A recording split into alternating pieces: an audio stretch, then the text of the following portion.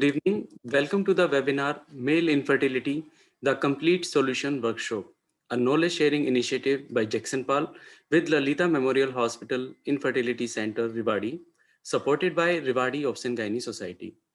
On behalf of Jackson Pal Pharmaceuticals Limited, makers of Lycorate softgel capsules, estradiol valrate 2 mg tablets as Endonom EV2, progesterone sustained release tablets as Divachest SR 200 and 300. I'm Dr. Bipin Tyagi, along with my teammates, Dr. Deepika Chabra and Mr. Amit Saxena. Thanks, convener and moderator, Dr. Seema Mittal, for organizing this webinar. Dr. Seema Mittal is Director, Lalita Memorial Hospital Infertility Center, Rewari, Infertility and Endoscopy Specialist, Past President, ROGS. Welcome all esteemed faculty present with us today. We thank ICOG for the accreditation of one ICOG point to all attendees of this webinar. Welcome to all attendees. Please post your queries by text in Q&A box to be answered at the end. Please note, this webinar is streaming on Facebook Live. The recording will remain on Jackson Pal's YouTube channel for reference and promotion. I will now request Dr. Seema Mittal to kindly initiate the session. Thank you, Vipinji. Hello, good evening, and welcome to all. Today we have one very wonderful speaker, the Master Blaster in Fertility Field, Dr. Venu Gopal, and I'm very confident that we will not have any queries in the end. And we have wonderful chairpersons with us, Dr. Renu Yadav. Can we have the CV slides displayed now? We have Dr. Renu Yadav, our dear past president from Rewari Obstetrics Society, the senior gynecologist practicing in Mendargarh, and she has special interest in histolaparoscopy in high-risk pregnancy, and she's a wonderful friend and colleague who is always there to support. We have Dr. Chandan Kachru. She is presently senior consultant at W. Pratiksha Hospital, Gurgaon. She has so many awards and publications to her credit. Welcome, Dr. Chandan. We have Dr. Naya Devgan, senior consultant from SK Mudgil Hospital, Rohtak, and associate professor from World College of Medical Sciences. All our questions and queries will be done by our esteemed panelist. And we have Dr. Venugopal. Dr. Renu will be shortly introducing Dr. Venugopal, and his talk will speak about him. So I don't have to mention it here. Welcome, Dr. Venu. We are very happy to have you with us. And we have Dr. Dipankar Banerjee, sir, who has clear answers to all our queries, and we love to have him on all our panels. Dr. Astha Chakravarti, she's graduate and postgraduate from MAMC, and she is a very workaholic and a dynamic executive member of our Haryana Infertility Society, and she has published several papers and presently working as senior consultant in Milan Hospital. Welcome, Dr. Astha. And we have our young assistant professor, Dr. Soumya Prasad, presently working in Southern Hospital, and she is executive member IFS, and she's been awarded by ISAR and Foxy for the Young Achievers. And we welcome Dr. Soumya. And today, yes, I will be talking now about the male infertility, an overview about the treatment, and especially keeping in mind all our clinicians who are treating the patients at primary and secondary care center, where we come across lots of male infertility patients, but at times we are not very clear about what is the right guideline. So we will have an overview of male infertility. Next. So slides not showing, ma'am. It's not showing. देखो, no. पवन दिखाओ. बताओ. उस time तो दिखा रहा था ना. क्या हुआ? दीपिका जी आया क्या? नहीं मैम, नहीं. शेयर स्क्रीन करो पवन एक बार. अब देखो, अब डालो. आया क्या? Yes, ma'am. Okay. So male infertility still remains a stigma, and when we talk of male infertility, next. चल नहीं रहा यहाँ से, तो next करो इसको. कहाँ दिक्कत आ रही है? Why this concern? Next. Infertility is a worldwide problem, and it affects 15% of married couples worldwide. If we talk of India, almost same 15 to 20% of the population suffers, and male factor is responsible for 20 to 40%, or grossly we can say that around it's all 50-50, 50% male factor and 50% female factor. So we have to know what is normal spermatogenesis, and the whole process of spermatogenesis from spermatogonium to the release of spermatozoa takes around 70 to 75 days. This is very important for us to know because at times we treat and give patients treatment for just a month or sometimes for 15 days. Any treatment given for less than this duration is not going to improve the sperm count. Next. So this is a broad outlook of spermatogenesis, how it happens in the testes. There is spermatogonia and there is primary mitosis, which leads to primary spermatocytes. And after meiosis 1 and 2, we get healthy sperms. During embryogenesis, there are approximately 300,000 spermatogonia in each gonad, and each undergoes mitotic division.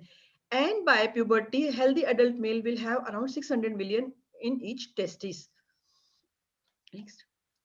So this is gross distribution of the infertility prevalence, out of which male infertility is 40% and unexplained and common to both is 10% each. When we talk of semen analysis, one thing I want to make clear that for many years, definition of male infertility has been based upon whether different variables examined during semen analysis were within or outside certain numerical constraints.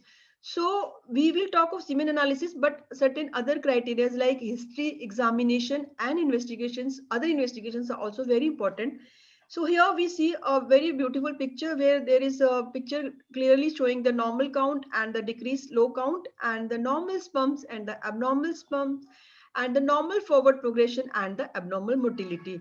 This is what we see under microscope when we are examining, and for all our clinicians, I would suggest that learn to do the semen examination on your own. What you see, nobody can tell you better than you yourself. So after this webinar, I am really sure that most of us would be looking into the microscope and finding out the problem with our male patients. So whenever we are doing semen analysis, abstinence for 2 to 3 days, it should not be less than 2 days and it should not be more than 7 days. And whenever there is a single reading of abnormal sperm count, we have to repeat the analysis after at least 4 weeks. 2 readings at least should come to the conclusion that this is normal or abnormal sperm, especially abnormal. So short intervals of abstinence will decrease the sperm density and volume, and longer abstinence will increase the proportion of dead immotile sperms, and we may come with a false reading. So 3 days is the standard that we all follow abstinence. And specimen should be in a sterile container, and sample should be examined within an hour of collection. And a word of caution here that when in winters we are telling the patient to give the sample, some of the patients are not comfortable and they bring sample from home. So the temperature 37 degree has to be maintained. So you can tell your patient to keep the sample under arm when bringing to the hospital. Otherwise, it's always better that a patient gives sample in your premises only. So after ejaculation, there is liquefaction, capacitation, acrosome reaction, and cortical reaction. Sperm production takes place in seminiferous tubules within testes. Spermatogenesis takes 70 days. Adult male produces around 100 to 200 million sperms each day. See, the cycle duration is 70 days, and this is the number of sperms which are formed every day. Leydig cells produce testosterone, which along with FSH stimulates spermatogenesis. This is very important from our treatment point of view. And maturation of sperm takes place in epididymis. Transport of sperms is via vas deferens. So when we are treating the patient, we have to look for the other additives besides semen analysis, and history makes the important part. So development history and childhood history is very important. Any history of mumps or scrotal injury, testicular or torsion or mal descent is also very important. By the time you identify, it is very important that surgery is done to bring the testis in position, because if it's delayed for more than 3 years, the function may not come back to normal. We have to know about the puberty and its onset and the sexual development. Occupational history is very important. Prolonged heat exposure to heat and then toxins, carcinogenic dyes, tannins, and substance abuse is also another important cause. Fertility history, so many times we come across a patient who have had a child from the previous marriage and now the fertility has reduced, and we have to look into the other factors which we will be discussing shortly, like gymming or other histories. So previous history of any conception with the previous partner or investigation we have to know. And then this is very important, the sexual history, what is the frequency of intercourse, what is libido, erectile function, because sometimes the patient is not even aware of the fertile period and they are not in contact. So this is another important history. And surgical history of any history of vasectomy or testicular surgeries, inguinal hernia, sympathetic surgery, bladder neck surgery, or history of diabetes, hypertension, neurological disease. Any high grade fever is very important, especially in childhood. High grade fever can have problem. Urinary tract infection and is another important cause. Next is examination.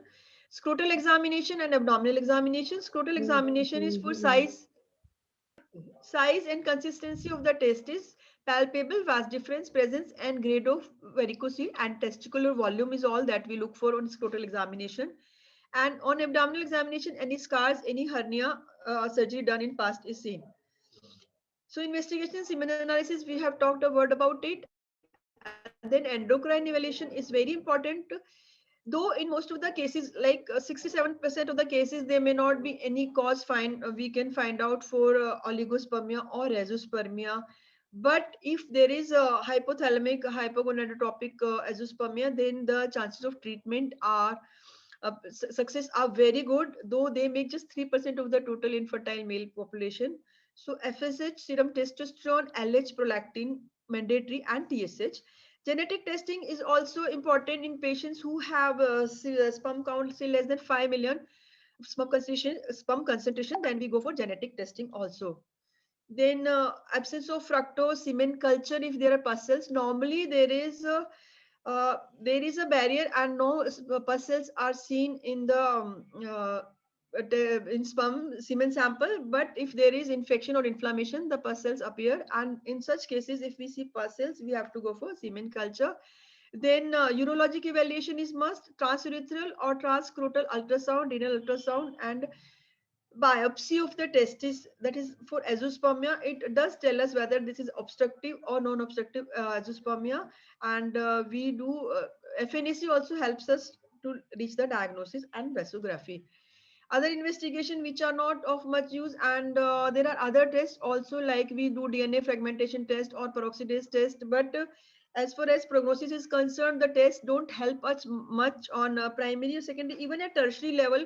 With the abnormal fragmentation, DNA fragmentation test, still we can get the normal sperms out of that sample. So not of much use, and they are costly. So this is the WHO latest 2010 data on semen parameters. The 1.5 ml volume and pH 7.2, concentration is 15 million per ml. This is per ml, and total sperm number should be 39 million per ejaculate. Total motility, progressive or non-progressive, both 40%, or progressive 32% is taken as the cutoff. Vitality 58%, live spermatozoa should be there, and normal forms 4%. That's the criteria. Now we come to the treatment. When we are talking of the treatment, two things when we are treating the male infertility, we go for FNAC. Patient is azoospermic or the count is low, and if there is zero count, then we go for uh, FNAC or the testicular biopsy, and we come to know that whether this is obstructive or non-obstructive. The best drug treatment so far has been in the hypogonadotropic hypogonadism, though they form a very small percentage of cases. And more there are so many treatment options available for other idiopathic cases also, but we take it with a pinch of salt, and I myself not very convinced with the treatment modalities that we are using. And we will be discussing all this in panel with the two senior panelists, Dr. Dipankar and Venu sir, and Dr. Astha and Dr. Soumya. So let's discuss the treatment available to all of us here. Next. So we have to retrieve sperms in azoospermia. So in obstructive azoospermia, normal sperm production is there, but there is mechanical blockage, vasectomy, post-infection, or there is blockage which can be, or certain problems like varicocele. This is not obstructible.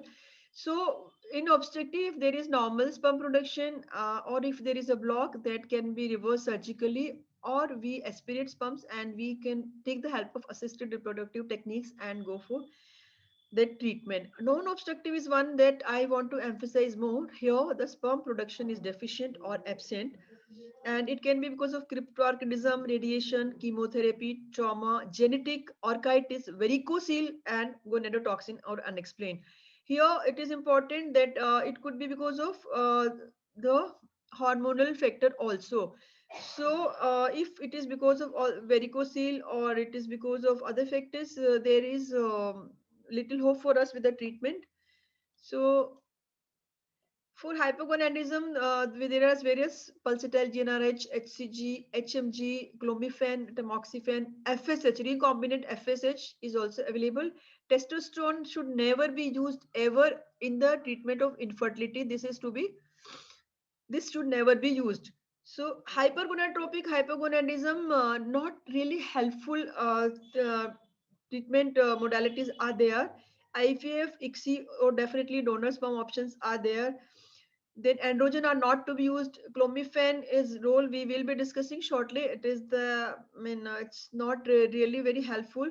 And if there is hyperprolactinemia or any other thing, we can read. So male hypogonadotropic hypogonadism, we get the best results with specific therapy, as we will be discussing in a case here. So we get low FSH, low LH, low testosterone, and there is deficient virilization, hypertrophic testis, and azoospermia. It could be congenital or it could be acquired, and most important acquired cause here will be steroid abuse and testosterone replacement therapy given either by the quack or taken by the patient, and the gymming mania leads to volume at times. So there is specific therapy where we treat with combination therapy. We give HCG and HMG or HCG FSH. And here we discuss a case. So gonadotropin therapy with HCG and recombinant FSH is indicated for use in men with reduced spermatogenesis due to hypogonadotropic hypogonadism. But patients require regular monitoring for side effects and desired response. Two important things, side effects and desired response, are very important. And here we have a case presentation for a male who had come with hypogonadotropic hypogonadism. So next, as we all know that LH is required to stimulate the Leydig cells in the testes to produce testosterone, which acts on the Sertoli cells to stimulate sperm production. FSH directly stimulates the Sertoli cells to support sperm production. Therefore, patients with hypothalamic hypogonadism require gonadotropin therapy to stimulate spermatogenesis after detailed imaging of their pituitary gland. Here, another important thing is that female partner has to be investigated thoroughly before putting on the treatment, because treatment is costly, it is long lasting, and the results, it takes very long, and results in maybe disappointing in the beginning. Back. So this is a 25-year-old gentleman who presented to endocrine clinic in November, and he had history of tiredness, reduced libido, inability to father a child. And in his previous relationship, he had a child. He gave history of taking anabolic steroid during bodybuilding training, and he had symptoms of tiredness. In 2011, he stopped taking the steroids because he wanted to father a child. On examination here, see, patient may be normal, or maybe like we talked about the features of hypogonadism, but if it is secondary hypogonadism, then there are normal secondary sexual features and there are normal looking genitalia. Testicular volume was 20 ml and no previous investigations suggested hypogonadism. After baseline investigation, he was started on gonadotropin. For 3-4 months of investigation, he was monitored for side effect and response. As I told you earlier, that we have to see the response and the side effect. And once adequate spermatogenesis was confirmed by serial semen analysis, then there was delayed success with non-assisted, and he was taken for assisted reproductive techniques. Any patient who is on this therapy, this is the sperm improved count may be just temporary, and it is almost temporary and it reduces. So it is always better that we freeze the semen sample as soon as we get it. So what was the treatment protocol followed in this? Particular patient was subcutaneous HCG 1500 IU 3 times a week until serum testosterone levels normalized. Negative semen analysis at 5 months prompted the addition of recombinant FSH 150 IU 3 times a week, and the doses of HCG was reduced. At 6 months, HCG was stopped temporarily because of raised prostate-specific antigen, which returned to normal within 6 weeks, and HCG was reintroduced at a lower dose. So combined therapy was continued until there was appreciable spermatogenesis, and sperms were adequate for non-assisted conception and for serum freezing. The recombinant FSH was stopped when non-assisted conception failed and enough frozen semen samples were stored. The HCG was stopped soon after a viable pregnancy, though there is an option that HCG we can continue for first 3 months also once the chances of abortion are also gone, because the whole process will take the same course again. So after several months of unsuccessful non-assisted conception, patient had a successful pregnancy, and from his frozen semen sample, this was through assisted reproductive technique, and testosterone level declined to 7.8 and 5.6 nanomole at 2 and 6 months interval. So gonadotropin therapy is well tolerated. Availability of assisted techniques has improved the success rate even in the presence of subnormal sperm counts. However, higher testicular volume at baseline, no history of reproductivism or a history of sexual maturation, and no previous testosterone replacement therapy are positive predictors of gonadotropin therapy. Because most of the time the testis is at fault, and if the testis is damaged, any treatment may not be successful.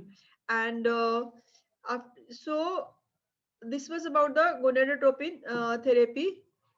And next, men on gonadotropin therapy must be committed to self-injecting, and we have to do PSA level is to be monitored. And if patients are not contemplating here, one important thing is we are keeping the patient on recombinant FSH, and we are giving HCG low dose till the conception, the pregnancy test is positive, which can be continued for a period of 3 months of pregnancy. But here important thing is then what next, because as soon as we stop FSH, we stop HCG, the levels of testosterone start falling. So if patients are not contemplating subsequent pregnancy, then they can commence testosterone replacement therapy. Mind it, here it's not for pregnancy, but it is for the male factor, that only for the libido and other factors that testosterone can be given. So next. So uh, this is about all about the this patient where we received the pregnancy, and recovery of spermatogenesis after cessation of exogenous steroids can take 6 to 12 months with subsequent achievement of conception. And sometimes there may be normal spermatogenesis after stopping this treatment also, though the chances are very bleak. Next. So other treatment modalities that I want to discuss in brief, because we will be taking them in panel, are one is Clofert.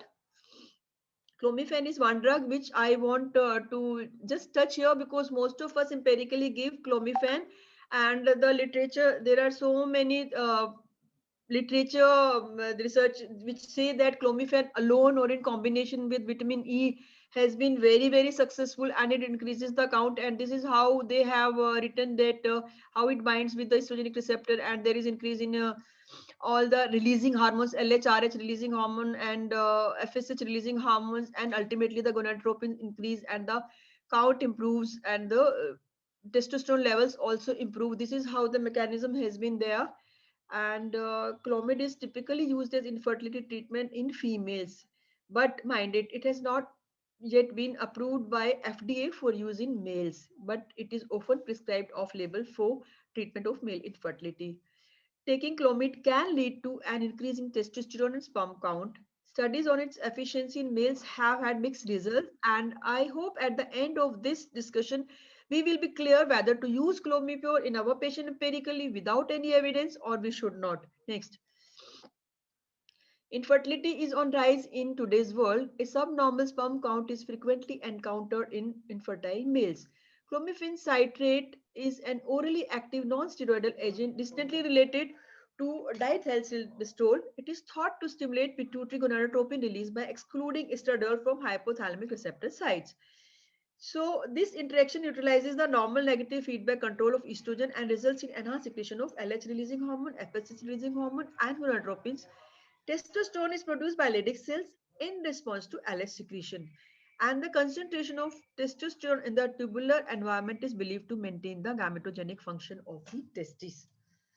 So it is mentioned that it is mandatory that we give 25 milligram daily, and for 25 days with 5 days rest was administered to 25 extreme oligospermic men and 40 moderate oligospermic men. The cycle being continued for 3 months, and repeat semen analysis was done at the end of 3 months, and all the routine seminal parameters were evaluated. In this study, they found improvement in all the factors of after 3 months, and they concluded that clomiphene cited exerts its effect on spermatogenesis by raising the endogenous FSH, LH, and testosterone level, and initiates gametogenesis. And researcher here opined that this increase in endogenous gonadotropin manifests itself in improving the sperm count, sperm motility, and to certain extent morphology also of the sperms when there is no end organ pathology. This is very, very important. Next. So another word of question about antioxidants. Everybody is for antioxidants, that they do improve, and there is a whole list of antioxidants we all are aware as treating clinicians, and there are different varying studies which say that they do improve. Though at my personal level, neither clomipure nor antioxidants are of much help all the time, but they do at times help, and we all are in the practice of writing all the antioxidants, and we will have in our panel this discussion with our experts. So 82% trials showed an improvement in either sperm quality or pregnancy rate after antioxidant therapy, and 10 trials examined pregnancy rate, and 6 showed a significant improvement after antioxidant therapy. Use of oral antioxidant in infertile men could improve sperm quality and pregnancy rate. This is what we have got from the literature.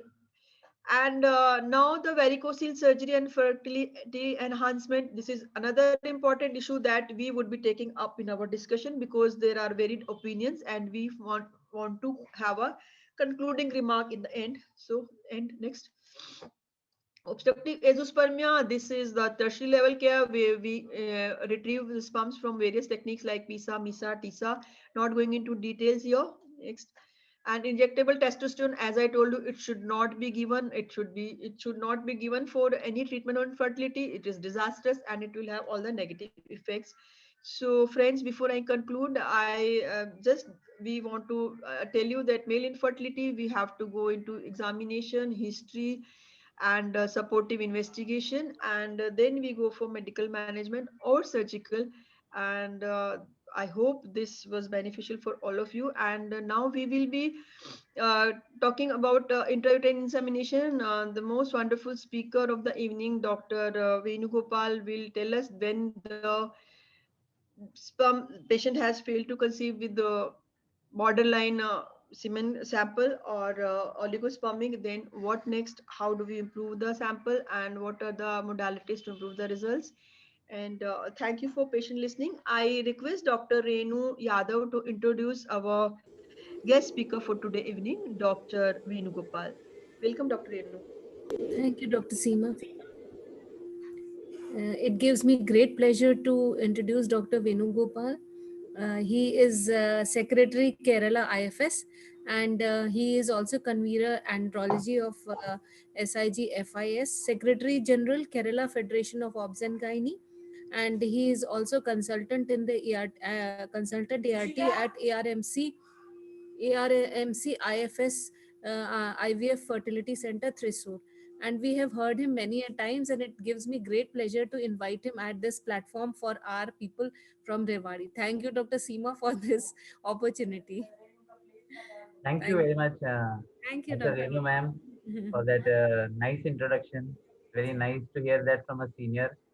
Thank you, Dr. Seema, for the invitation and for the opportunity to talk to your society members on this what appears to be a very cold evening in the north. And unfortunately for us, we are in rather warm climate. So I think. So, anyways, I shall, without much delay, begin my talk. Uh, yeah. So, my topic is about IUI today. It has two parts. One is a few tips to enhance the success of the procedure. And the second is just about setting up of an IUI lab and what an ideal IUI lab should be like. I think both of these will take up a little bit of time, but still, because I assume that the audience, there are a lot of people who, are doing infertility practice and they would like to, start IUI, and some of them already would be into IUI and then would like to know a few essential secrets or what tips or whatever you may call it. So you can take few of the things, like rather than having a textbook description about IUI, I thought that, I would share some of my experience with you, and more or less like I will describe to you the way I do IUI and then explain to you that why it is that way and what is the evidence and what is the reasoning why I'm doing my things in that fashion. So I think that will benefit you, because since some time I've been doing these procedures. I'm doing into IVF now, but before that, by and large, quite a few years IUI. And even now in modern infertility practice also, it's important to understand that there is definitely a role for IUI. See, all our patients cannot go ahead. There's a lot of increasing cases of male infertility, especially, and all of them cannot go for IVF. So, our ability to do a good IUI is very important for these patients. So, our basics regarding the procedure should be correct. Like everybody asks, what is the secret of success in IUI? I would say that, the procedure has a success rate of maximum, say 20 or 25% in the best of settings. But what is important is we have our basics correct. If you have the basics correct, I think the half problem, half done. I'll just start step by step, and then I hope that you benefit from the experience. So, yeah. So first, I think I won't spend much time on this slide. The rationale, of course, is that, bypassing cervical mucus barrier, get the highest increasing number of motile spermatozoa at the site of fertilization. Most important is what it should be less invasive, and expensive compared to IVF, because always the comparison comes to IVF. So few of my mantras you may say that when I am doing IUI, I always stimulate. Stimulation of the female partner is very important to increase the success rate for IUI. I always stimulate. Unstimulated IUI is only in one set of patients when absolutely there is no female factor and there is only erectile dysfunction or some reason like that. Then I won't stimulate, but otherwise I will stimulate. How you stimulate? Stimulation does not mean injections. Okay, stimulation can be simple. You can have clomiphene citrate. You can stimulate with letrozole. And then as your learning curve advances, you can go ahead with gonadotropins. This slide has few fundamentals about stimulation. Unless the patient is PCOS, clomiphene and letrozole have no significant difference. In PCOS patients, it makes a difference. Letrozole is better for monofollicular ovulation. Gonadotropins with clomiphene will always give you a significantly higher pregnancy rate. So the faster you learn to safely use gonadotropins, the more likelier you are to get more successful results with IUI. What gonadotropin, HMG, FSH, that doesn't make a difference. It's the gonadotropin usage that makes the difference. Okay. And then doubling dose, increasing dose, no. You should learn to handle gonadotropins effectively so as to give you, good follicle, good endometrium without compromising on results and without compromising on patient safety. That is more important. So when you are stimulating, I told you stimulation is important, it's easier said than done, but there's no need to be morbidly afraid of stimulation. Okay, when you are stimulating, what problems can arise? Just be aware of 2-3 things. One is you are stimulating with gonadotropins, there can be an unexpected rise of surge of LH. Second is your timing of IUI could be too early, too late. You have to time your IUI correct. Most important is what happens when you hyperstimulate. That is when things go out of your control, then that is not good for the patient. Okay. So just remember this. There can't be anything much more worse than this. These 3 points you have to take into mind. Now, when I come to premature LH surges, it's a hypothetical problem. Okay. It's hypothetical that it can happen. We have premature LH surge and it's a very important factor in IVF cycles. But in IUI cycles, it isn't so much. 25 to 30% are there. But then lot of people have studied, it's very tempting to think, chalo, premature IUI LH surge is there. Why not we give antagonists in all IUI cycles? It's important to understand that doesn't solve the problem. A lot of people have tried in studies, and then it does not substantially improve the pregnancy rate. Okay, so if somebody tries to tell you why don't you use antagonist in all IUI cycles, that is not correct. Okay, in my practice, I'll tell you what I do. I don't routinely use antagonist. I never use it. I use it only under a particular circumstance. Suppose that the follicle has become in size and you want to delay IUI for some reason, for a day or so, you are not available in the clinic. Okay, then you can use it for parking. The second thing is sometimes the egg develops very fast, but the endometrium is slow to catch up. Okay, so then you don't want the egg to rupture with a inefficient endometrium or in a less endometrium. So in that cases, maybe I would use an antagonist, wait for the endometrium to catch up before giving my trigger. So just remember, just because there's premature LH surge, don't get tempted by this talk that your antagonist in IUI cycles is going to be super beneficial and it's one of the secrets for success. See, we are talking about secrets for success, so you should know this. The second thing is this risk of stimulation. So, one of the secrets is to have a singleton pregnancy, try and avoid the complications. So what are the complications one can get? You can get multiple pregnancy and you can get an ovarian hyperstimulation. Ovarian hyperstimulation is rare, but it is possible and it should be at the back of your mind. It should not be something that should scare you. Ki, Baba, no, ovarian hyperstimulation, so I won't do IUI. No, that is not the idea. It's only about around 1% of the patients who get hyperstimulation, more if you have gonadotropin. Just remember these few things. See, this slide shows that women at high risk, identify ladies who are at high risk for hyperstimulation. Like for example, if the age is less, if you have 6 or more pre-ovulatory follicles, we don't routinely do E2 levels, estradiol levels, but high estradiol levels in those patients are at risk for hyperstimulation. Monofollicular growth, 1 or 2 follicles is always the best.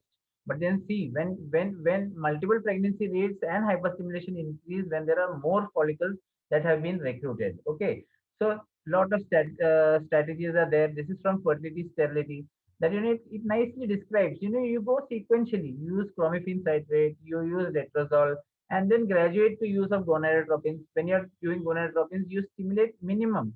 Your idea should be to stimulate in such a way that you get 1 or 2 follicles. Don't cause hyperstimulation. Okay, don't land up in a soup. Then if you are landing in that problem, so be aware of this.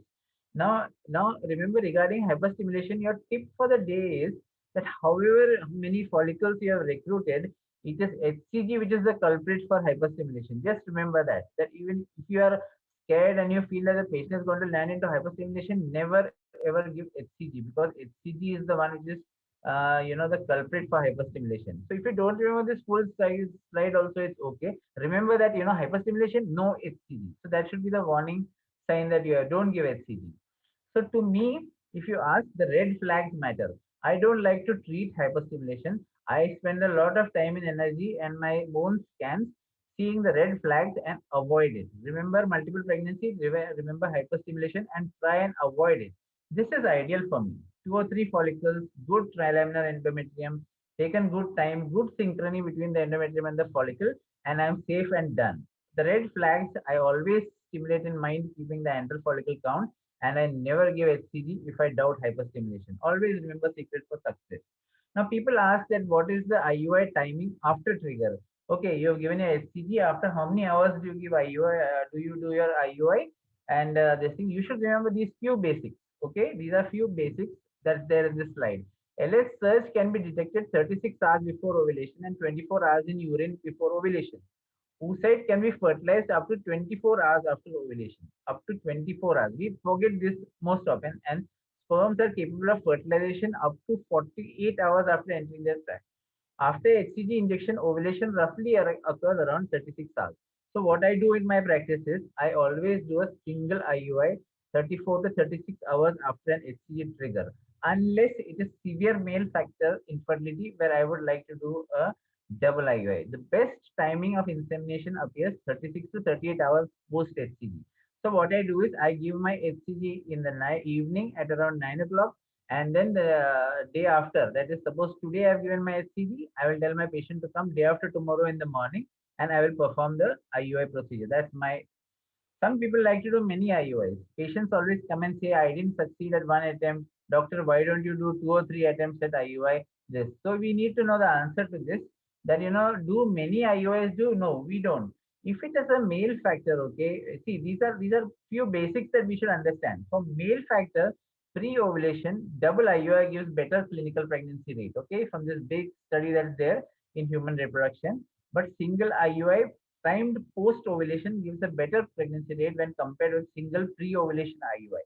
So documentation of ovulation might be a good idea, though I don't do it routinely.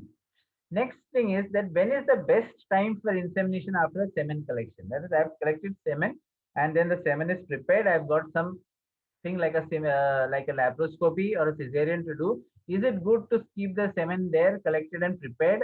What is the best time? Again, a very important slide which shows some basics that one should know. Optimum time between sperm collection and insemination. So washed sperms will fertilize oocyte only within 2 to 3 hours of preparation time. So premature capacitation is the problem. So if you wash and the sperm medium and then you wash it, there's something called premature capacitation. So unless absolutely unavoidable, I never delay the insemination once the sample is prepared. That is my practice. I don't delay. I try and do the IUI as fast as possible without any delay. Okay. However, having said that, there are a lot of studies which say that up to 60 minutes, if you properly incubate if you have an incubator and if you incubate up to 60 minutes, it doesn't make a difference.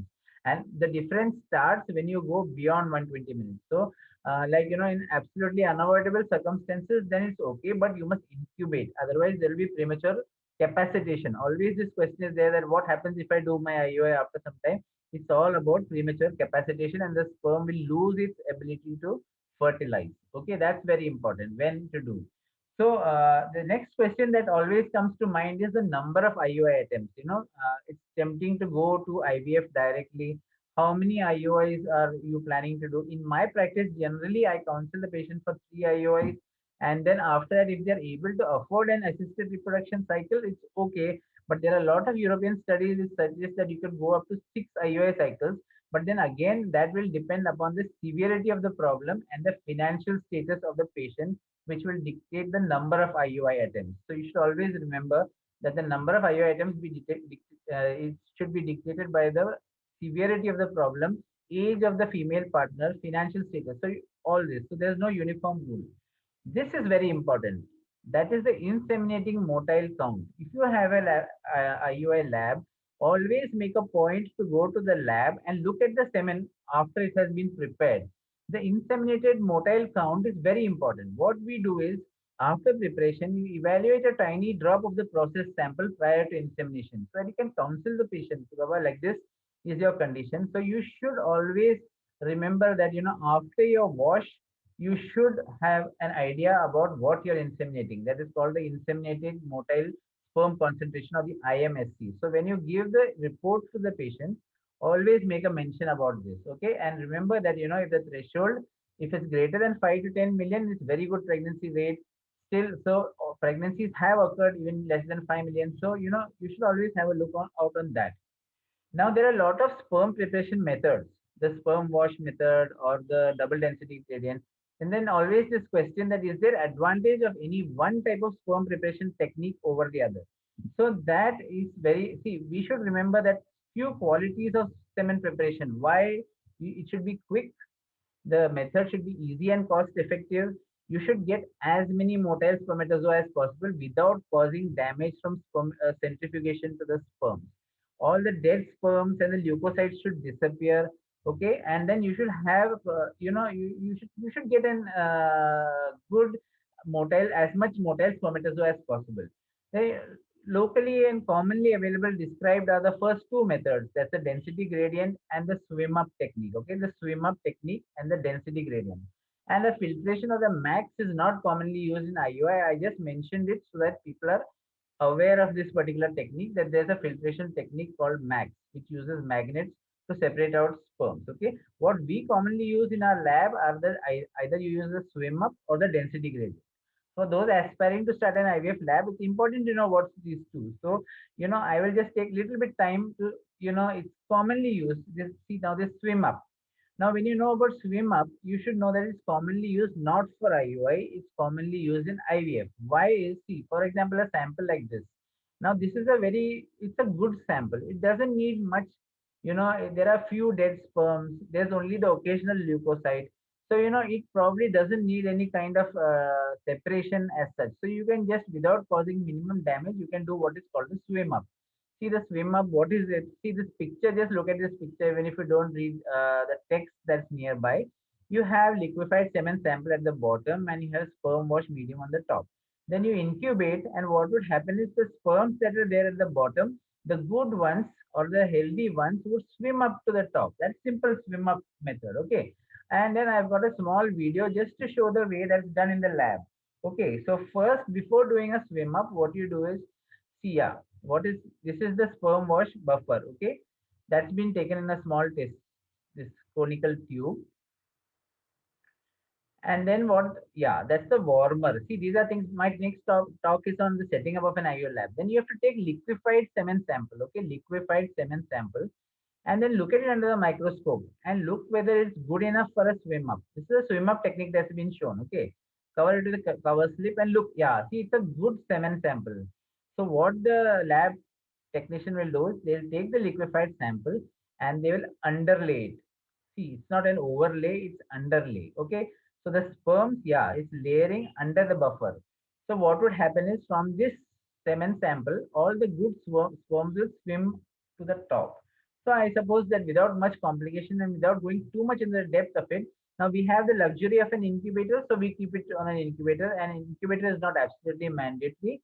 See, it's kept slanted so that you recover maximum sperms at the end of the procedure. Surface area increases. Okay.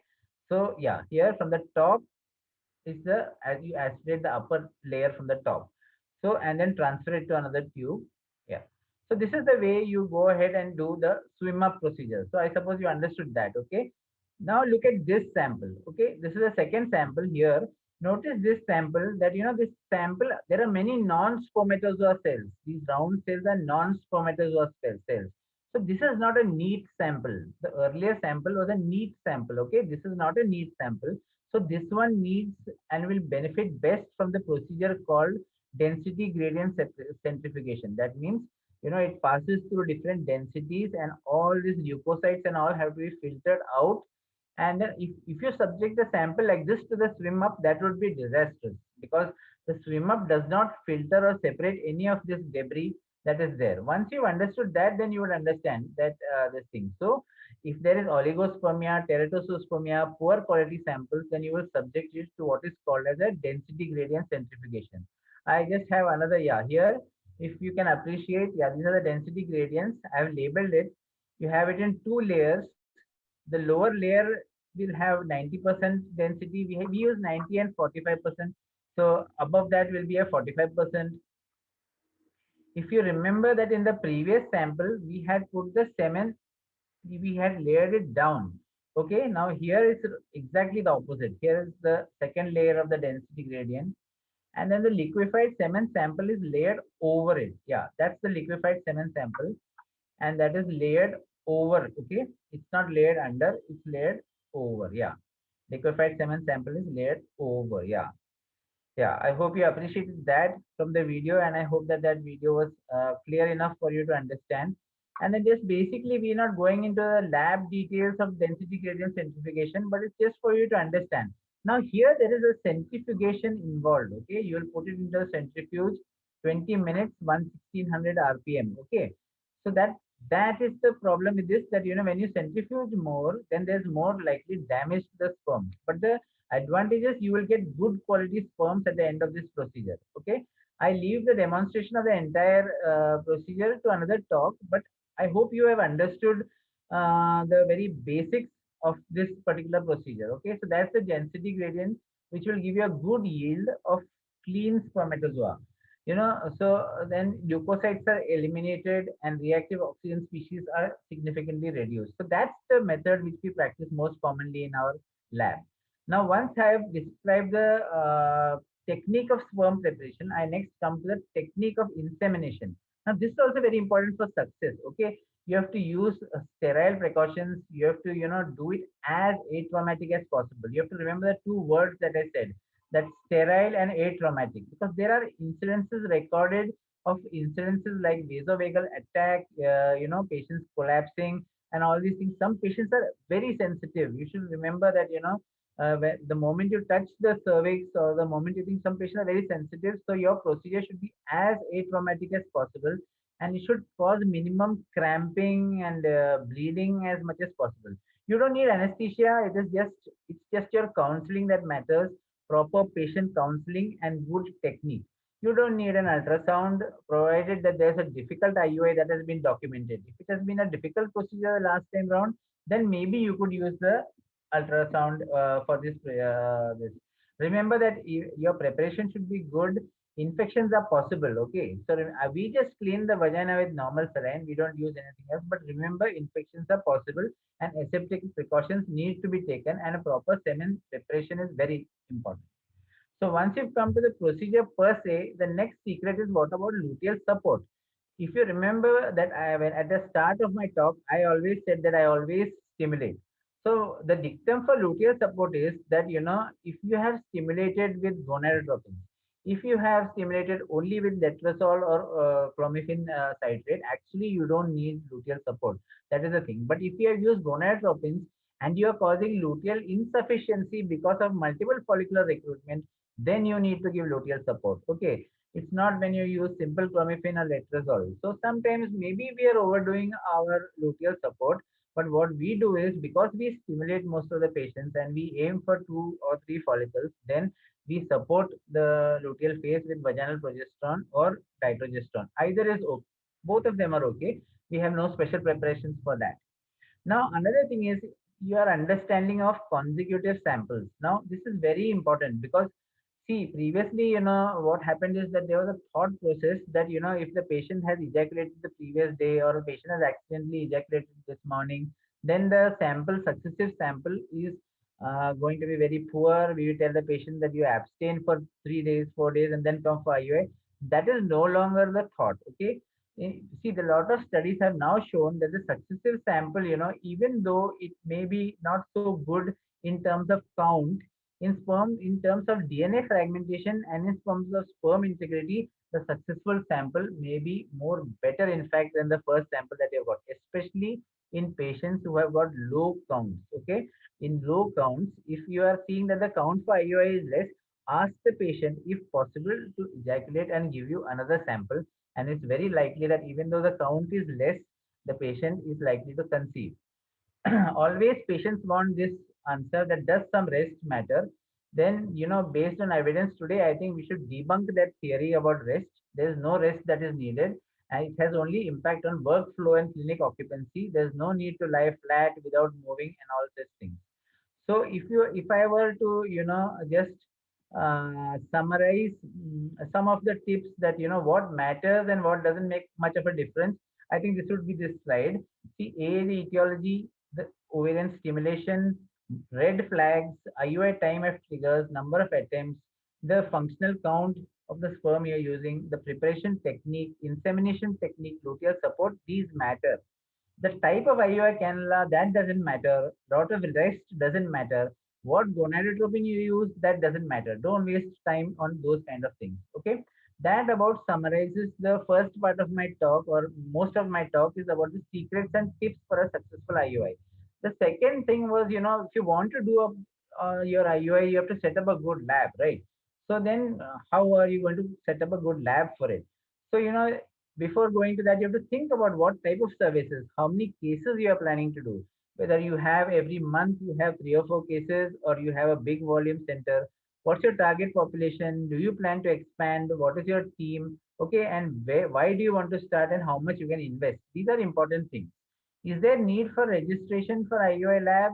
See, according to the new ICMR guidelines, which will become operational now once the ART bill gets passed, the IUI lab will be a level 2 infertility clinic, and it would definitely require an ICMR registration. Okay. And then you have to have of course, your PNDT approvals also as well. Now, these 3 things are very important: infrastructure, your equipment, and your personnel. This is very important. And, in an IUI facility, you have a sterile area and a non-sterile area. I think everybody will sort of agree that, these will be your non-sterile areas: your examination room, your general purpose lab, store room, record room, autoclave room, semen collection room. These are all your non-sterile areas. And then when you, you have to do pest control. That's very important. Vermin proofing steps have to be taken. See, investing so much in a lab, you don't have to end up with pests. So we have a sort of a setup like this. What I'd like you to notice here is this here IOA room. This is our andrology lab. Here is where the semen preparation takes place. We have a window here. So that the patient, this is the collection room. So sort of the patient would collect semen here and then would come and give it to the lab. And then very adjacent is your is our IOA room. So there's a lot of, you can keep a lot of patient privacy, and then the ease, you don't have to run around with samples from one place to other. So your layout for the IOA lab has to be very good. And then of course the procedure room, you have to have a separate clean room for IOI with an appropriate table. I think that more or less everybody has. You need not have a scan machine. Let's not get biased by a picture that's shown there.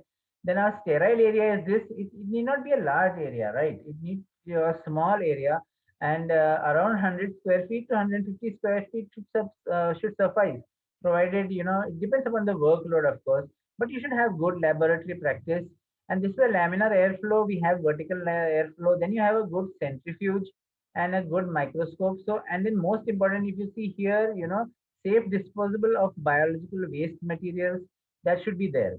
What's this importance? Extremely important to have a laminar airflow, okay, because it gives you a grade A environment, good environment in terms of particulate matter and all. Now see, we have a vertical laminar flow, there's a horizontal one also, but it's important to understand that your lab should be set up in a place where there's not much pollution, and preferably on the first floor or second floor maybe of your building complex, because the air quality is better. You should remember that a laminar airflow can achieve a grade A environment only if the incoming air is good. See, if the incoming air is very bad, how much ever you are going to try to filter it out, it won't make much of a difference for you. Okay, this was what I was saying about the layout of the lab and the area that was required. And then these are few fine things, electric wiring be concealed, avoid a false ceiling, and then you have floor covered with tiles or granite. If you're having paint, avoid VOCs, releasing paints or whatever material. See, VOCs are volatile organic compounds which influence gametes. So it's better, to avoid. And your air conditioner, you have split or window air conditioner, whatever, but it should not be contaminated. And, when you're removing for repair, it should not affect. Then, of course, there should be strict adherence to hygiene. And yeah, see, for semen, yeah, you should have a macular chamber. Then that you should have a microscope. I showed you the centrifuge, the heating block. Incubator is not absolutely essential. Okay, you can have a heating block, that's sufficient. Incubator, if you are monetarily well off, the most of the media now don't require incubators. That's what you need to understand. But the laminar flow, yes. And then if you're doing donor samples, you need a cryo can. So yeah, so once again, that picture here of the centrifuge, laminar airflow, a confined space, this space, your heating stage, test tube warmer. So these are essentially required. See, your counting chambers, invest in a good counting chamber because very important. And then culture media, see, different types of culture media are important. Remember that these things in IUI, mostly we use the buffer cultured media, okay? So that HIPPIES buffer cultured media does not require a CO2 incubator. That's what you need to understand. So if somebody tries and tell you, we'll buy you an incubator for a package, don't fall into that trap. If you are constrained for resources, then you don't need an incubator as such, okay? Because the medium that you're using does not require that incubator. So see the bicarbonate ones, so in semen wash procedures for IUI, the HIPPIES buffered medium, like I said, bicarbonate is mainly used for IVF. So when we are doing IVF, we do have this. Then of course, disposables, you should use VOC disposables, and they need not be necessarily very expensive as such, but you should have, VOC free ones of good quality. Now consumers, see, yeah, you should see single-use disposable consumables, very important, okay? Prior to expiry date, very important, okay? See the indicators, and if the expiry date is gone, then it's important. Then size and packaging must be, appropriate to minimize opening and time between the first and last case. And repeated shifts of temperature be avoided while handling the laboratory. See, this slide is important. See, more than this company or that company. See, these are the fine things that one should take care of. See, quality control, quality, quality, quality. You should be always emphasizing on quality, whether it be stimulation of the patient, whether it be your lab. You should be obsessed with quality and with this thing. So air quality, quality control. See, always as clinicians, we should make a point to go into the lab, check for quality, and quality control should be an obsession. Monitoring what your technician is doing. Don't leave everything to the lab people to do. Occasionally visit the lab and see the way the preparations are done. If you don't get results, you review, do troubleshooting. These are all very important because a successful IUI program depends on all of these: expert hands, clean environment, proper instruments, standard protocol, and most important of all, quality control and your obsession with quality.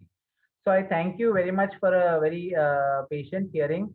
I think I took a little bit more time than what I was supposed to, but I just generally thought that I should cover all aspects in the best way possible.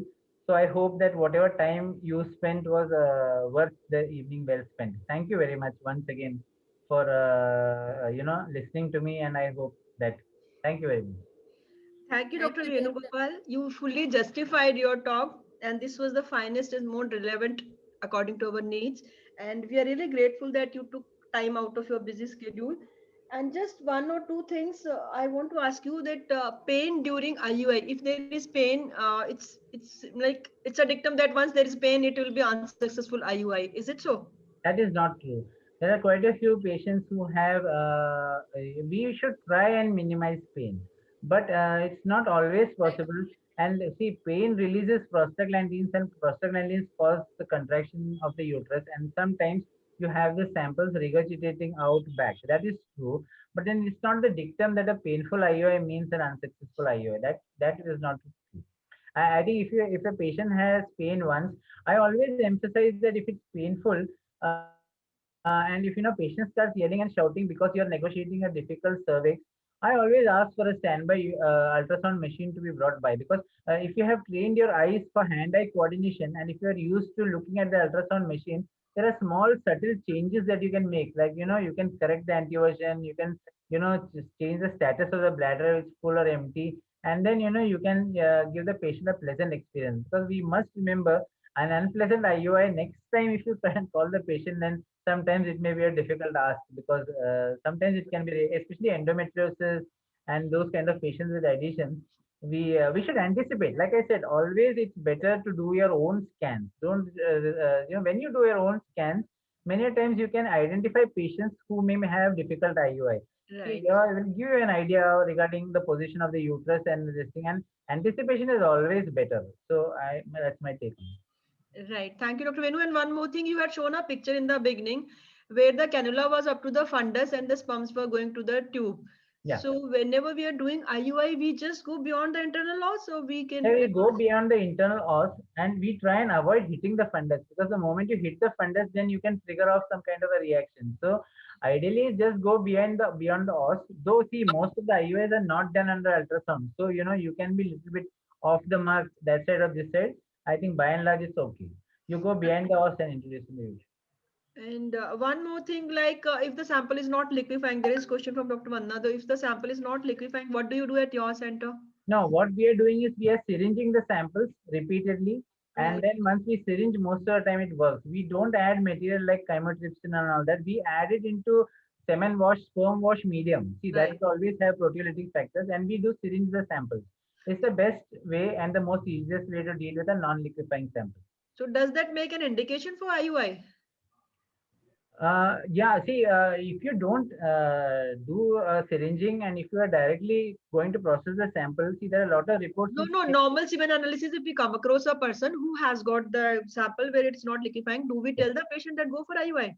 No, what I generally do is I try and do some corrective. See, why the semen doesn't liquefy and why the semen is thick.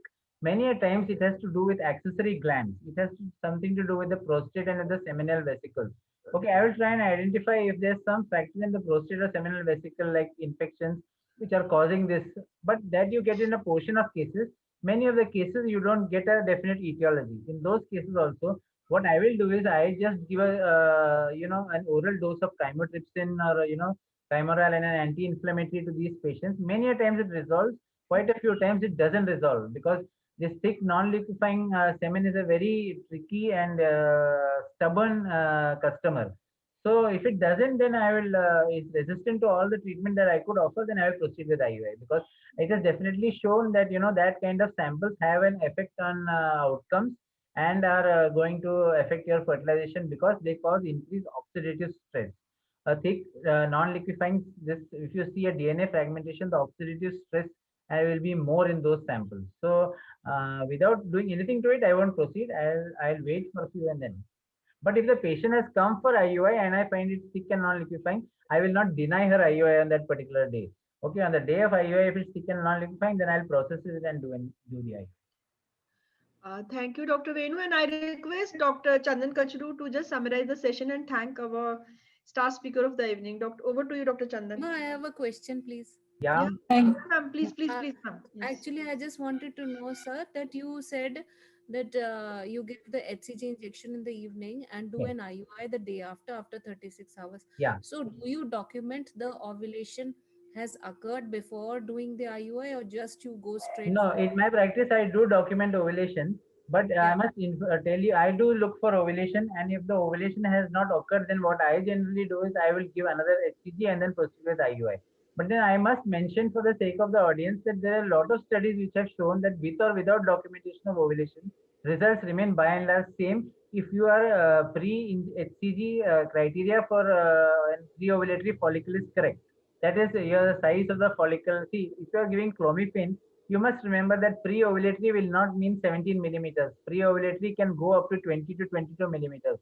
However, if you're giving gonadotropins, you can trigger ovulation as early as 17 to 18 millimeters. So, and also we also use some, though not mandatory, we also use Doppler to see the follicular flow, which also gives us an idea about a pre-ovulatory this thing. So, if you have documented and correct in your assessment of a pre-ovulatory follicle corresponding to a synchronous endometrium, then even if you do an IUI without documentation of ovulation, it has been shown that the results at the end of the day are more or less similar. Okay. Thank you, sir. Thank you very much, Dr. Venugopal, for a wonderful, and very, you made it so simple for even an average gynecologist. Maybe she's not an IVF specialist, but the tips are so good. How to, set up the lab. Even I think, normally we are very scared of, so many things, thinking about how the lab should be. Wonderful checklist for that. And very good tips about how to do it in a very simple way. So should the IUI be preceded by an HSG? Because I think I have seen many prescriptions going. Yeah, we always do HSG because documentation of tubal patency is important. But see, it's not about both tubes. Even if one tube is patent, that's enough.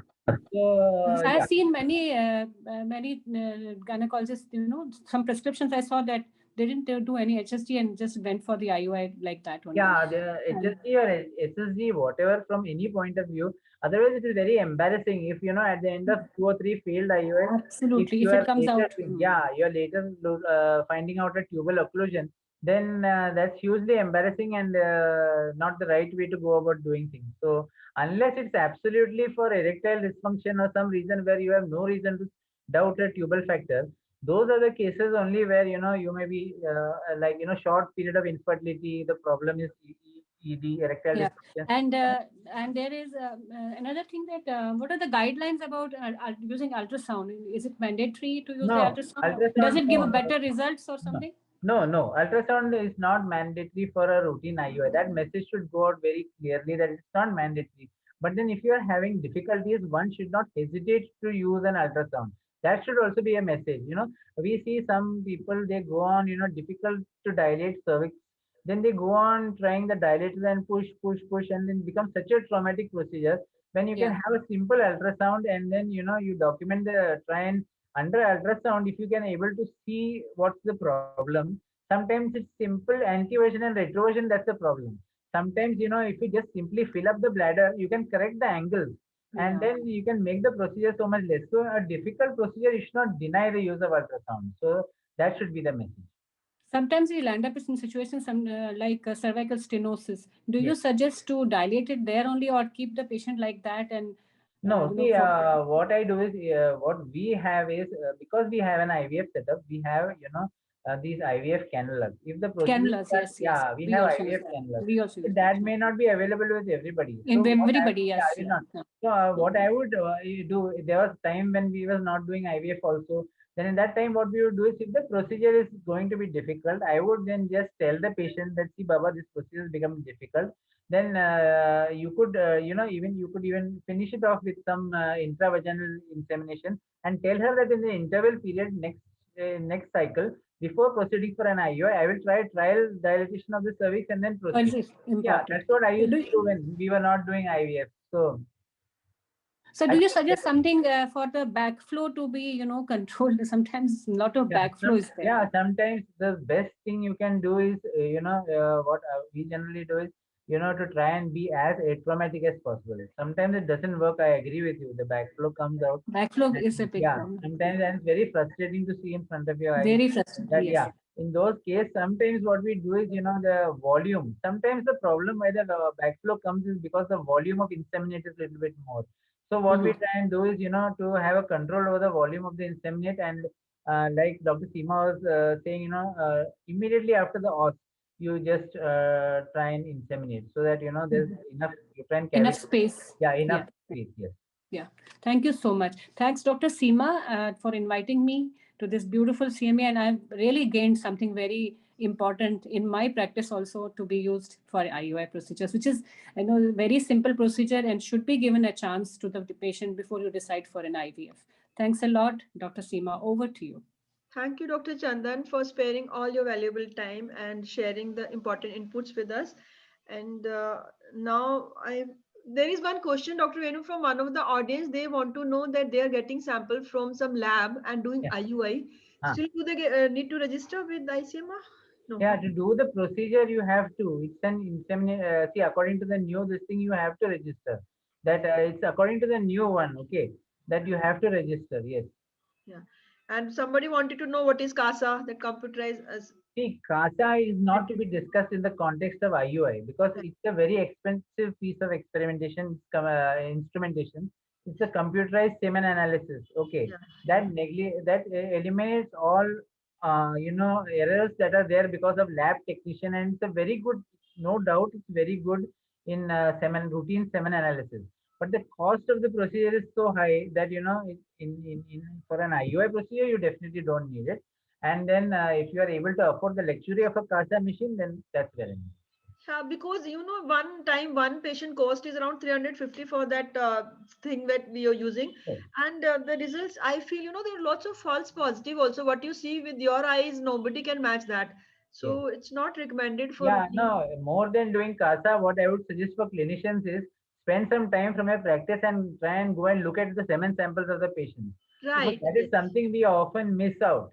If Yes. you are a dedicated infertility practitioner, if you go to the lab and have a look at the samples by ourselves, you get a better idea than what the technician sees. Yeah, we Sometimes, look at. yeah, what we did in our lab is we invested in a simple thing. To our microscope, you be connected a camera, and then we have a connection, and on the network drive on my own lab computer and screen in my OPD, I can see the semen samples. So I don't need every time to go to my lab to see the samples. I just video record it, and then so when the patient comes, it has magical effect. I'm telling you, if you are able to explaining to a patient that the motility is less or you have more pus cells, if you are able to show the patient on your computer screen that, Baba, this is the thing and this is the problem, it has magical effect on the patient. And the next time, if you document improvement in semen quality and you show it to him again, I am telling you, he will not go away from you anytime in the near future, because there's nothing like convincing people about what treatment they are receiving and why it is so. Right, Dr. Renu, very rightly said. And now we proceed with our panel where we will take up more questions. There are some questions from audience also, which we will be covering in the panel. So we have our panelists. Dr. Venu will be there for all of our questions, and Dr. Astha, Dr. Soumya will join in between, and Dr. Dipankar sir would join. So my first question is to Dr. Venu, to you only. Your experience with antioxidants in male infertility? See, Dr. Seema, initially I was to tell you the truth, very skeptical about the use of antioxidants. Initially, I would say, because I've been practicing since quite a few years. But now over the years, as I've come to see that there is a lot of literature and a lot of practical experiences of people who say that it is reactive oxidative stress or ROS that is causing the maximum amount of DNA strand breaks.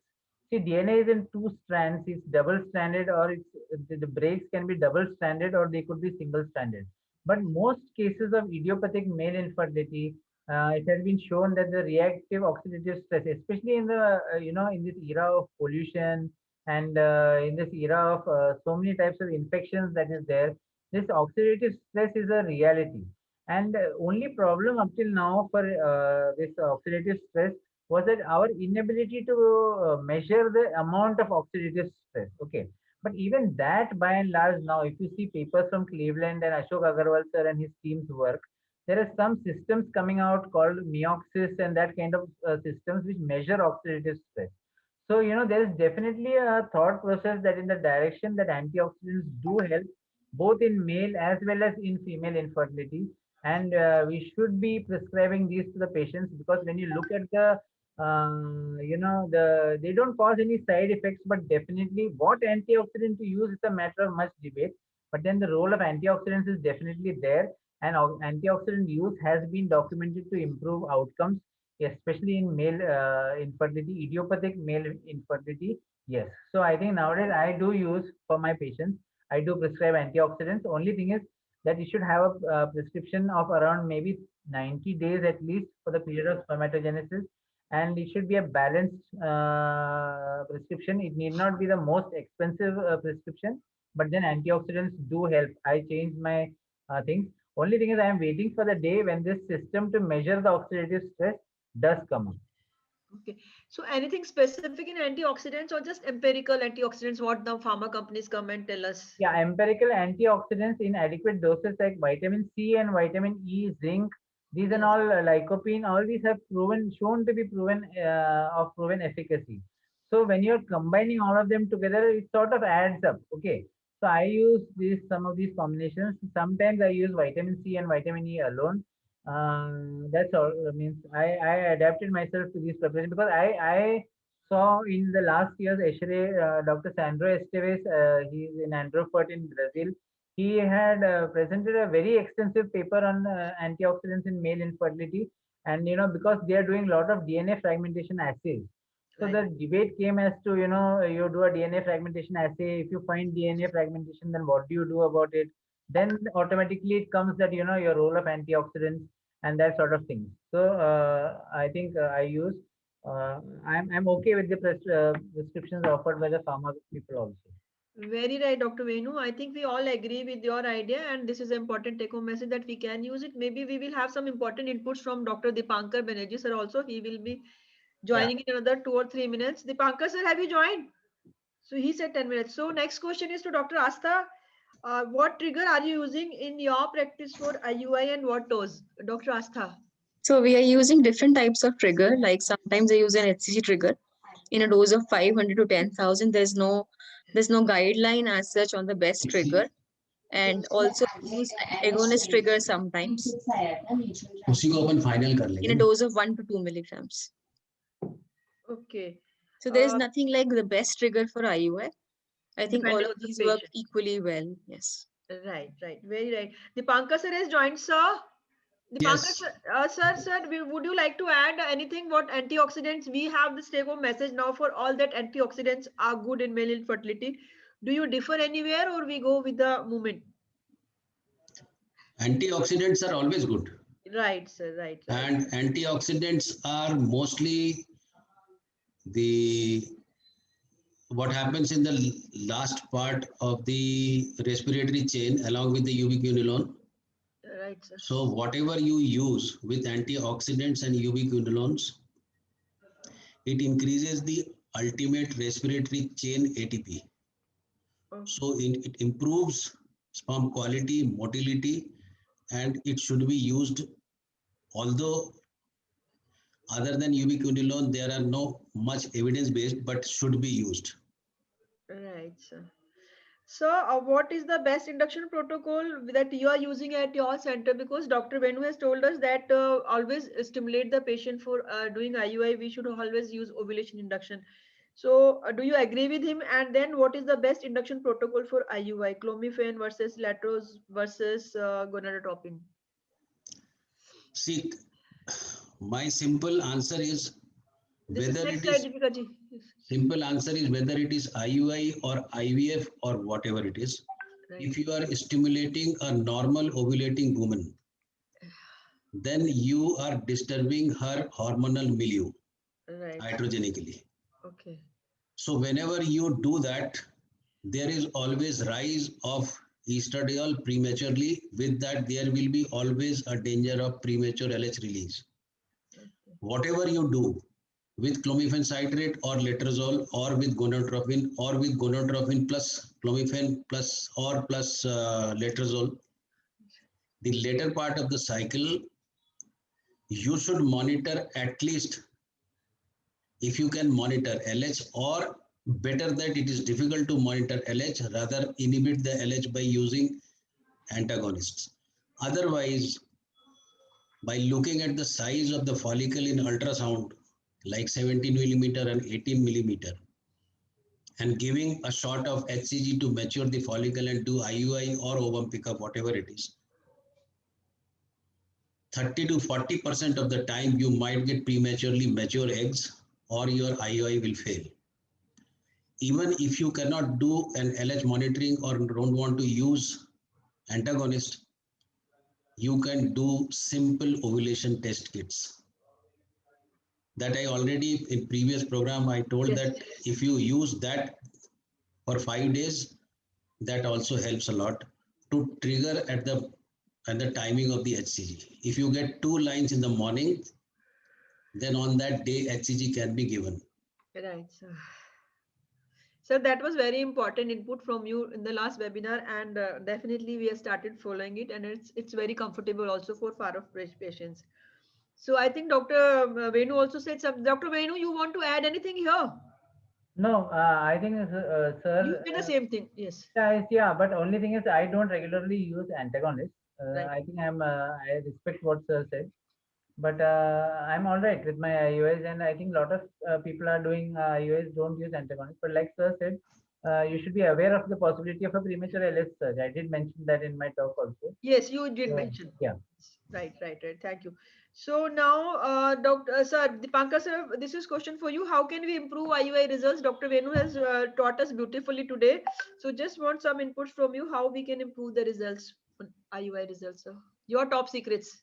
No, not top secrets. IUI should be taken only when you remove all other causes and you are confident that it is unexplained. Otherwise, ultimately there is a problem in the tube where fertilization takes place. Lady is ovulating, the husband is having good sperm, they are meeting together, and then there is no pregnancy. Then there is a problem of meeting the seeds, that is in the fallopian tube. And when we see the fallopian tube in HSG, it is open. The fallopian tube has 3 functions, that it gives a patency, a passage, food to the fertilized egg, and propel the fertilized egg into the uterus. Any of the 3 functions, if it is not there, there will be problem in the tube even though it is open. Right. So if the tube is open, the HSG is the best way to get the idea of the inside of the tube. If you feel that inside of the tube is okay and you are going for IUI, IUI helps in better timing, but should not be done more than thrice if you are confident enough that the tube is okay. This is the crux of IUI. And whenever you do IUI in a natural cycle or in a stimulated cycle, your stimulation should be controlled. Otherwise, most of the time, this clomiphene citrate and all, at least use urinary test kits. That gives better control over your IUI. Right, sir. Thank you, sir. Next question to Dr. Asta. Dr. Asta, if you're given a choice to use between fresh versus frozen semen sample for IUI, what will you go for? I think fresh and frozen would both be okay for a normal semen sample if the husband is not available. I would prefer fresh, but frozen for a normal sperm sample is equally good. And for donor? For donor, they're always frozen samples because they are tested for HIV and all repeated twice. So they are like kept for 6 months and then released after 6 months. So they're always frozen samples. Right. Thank you, Dr. Astha. Dr. Venu, would you like to address our problem fresh? Because I feel the frozen samples don't give such good results. So, Yeah, there should be no doubt about that question. The fresh sample is always preferred. Of right. course, when you're doing donor cycles, you don't have an option because you have to use the frozen sample. So, given an option, fresh definitely. Right, sir. Thank you. Now the next question to sir. Dipankar sir, Clofert in oligospermia of unknown etiology. Do you recommend use of Clomipure or Clofert? Dipankar sir. Not very much sure because I don't use it, and I must know that why there is oligospermia and find out the cause. Why there is oligospermia, and according to that cause, we should go. And I don't know whether you have kept this question or not. This oligospermia is the production problem in the Right. factory, that is in testis. Right, sir. The production problem is sometimes or most of the time is less testosterone intratesticular. Right. Now, if you give clomiphene citrate like Clofert, it increases FSH, so there might improve the intratesticular testosterone concentration, but Leydig cell is more important in testis, which creates testosterone. Right, sir. Nowadays, we all use letrozole in our ovulation induction. Letrozole is an aromatase inhibitor. Whenever we use aromatase inhibitor, there will be less change of androgen to estrogen. So there will be rise in intratesticular testosterone. Most of the time, oligozoospermia and these types of cases, the husband is obese. If they are obese and high amount of fat, then fat cells are having high amount of aromatase. If you inhibit that, sometimes this is the new theory I have read, that intratesticular testosterone then increases and helps in improving the oligozoospermia. Most important thing is why there is oligoastheno or oligozoospermia. Right, sir. Thank you, sir. Dr. Venu, do you differ or you want to add? We want your experience because we did No. try initially, but it was a No. very futile exercise. Yes. No, I think sir said it very nicely. Over a period of time, this Clofert has been used for idiopathic male factor infertility, okay? Because there was no explanation offered. But like now sir is saying now, there's this concept of testosterone to estradiol ratio. So you have these, obese males, who are, because of the amount of adipose tissue, they'll be having more estrogen, less amount of testosterone, okay? So to reverse that ratio, this is said to be helpful. That is the explanation that is offered now. So again, it remains in the realm of some people benefit, some don't. Maybe the obese male infertility patients, they benefit from this sort of intervention. But then like it was always previously also given for idiopathic. Only thing what has happened now is it's less expensive. See, people like to prescribe it because of all, if you try and prescribe an antioxidant or something, the cost factor comes. Easier to write this sort of a medicine and then some benefit, many don't. So it's a question mark. So I agreed with sir what he said, that it's not a common prescription, but in some patients, yes. There is one question from panelist Dr. Rajeshwari and two panelists from Dr. Rajeshwari. If follicle size is 20 millimeter, but endometrium thickness is not adequate, say less than 7 millimeter, till what date can we wait to do IUI? Shall I see, many a times this happens when you're giving medicines like clomiphene and all that. You should remember that this 20 millimeters is no cutoff for when you're induced ovulation with medicine like clomiphene. Okay, you can wait for till it becomes 22 millimeters. Many a times the endometrium catches up on its own. What the question is directed as is whether we are using any supplements for increasing the endometrial blood supply. See, Right. but we should understand that the endometrium blood supply, if you increase with medicines like estradiol and all that, that doesn't make sense in the physiology. because whatever the follicle secretes is the estrogen that should be available. Right. So I don't believe in addition of supplements for improving endometrial supply. I maybe wait till about 22 millimeters also, and then wait for ovulation to occur. Nothing, endometrium catches up and patient becomes pregnant. I don't know, sir may have a different opinion about it. Yes, Dipankar sir. No, absolutely. I agree with Venugopal. No problem. Right. So till what day can we wait for IUI? Can we wait? There a cutoff like 20 days or day 18 or day 19. You don't go beyond that. I think it is common sense that if you extend too much, Yes, sir. then what you are doing? Fill. Right, sir. It is better to abort that cycle and get fresh cycle. Correct. Right, sir. Thank you, sir. And next question to Dr. Astha. Anti-sperm antibody, what are the treatment options when you find this is totally actually out of this context? Yeah. But yeah. So we don't test for anti-sperm antibodies. I have not seen this test being done, but we used to read it in books that if anti-sperm antibodies are present, then either washing by IUI or IVF or ICSI is the best method for treating anti-sperm antibodies. But I have no practical experience with either measuring or seeing an anti-sperm antibodies. Dipankar sir would add to it definitely, sir. I don't do that. And Dr. Venu? Confined to dustbin of history. Okay. Right, sir. Thank you. So now another question to Dr. Venu only. Success rate of vasectomy reversal? Oh, I don't do. If I means vasectomy reversal, no, I have not. Because we come across some patients, like of late, I have come across some patients who are quite elderly and vasectomy, and then they want that it should be reversal should be done, and I advise them that it's not. I mean, we can't do much about it. So I just thought. Yeah, in our place, even the best of urologists will tell that don't do such procedures. You go ahead for assisted reproduction for treatment. I have not known of many people who do this particular surgery. Dipankar sir, anything else? Always go for bypass. That is, take the sperm from the stock. That is, do a testicular sperm extraction and do ICSI.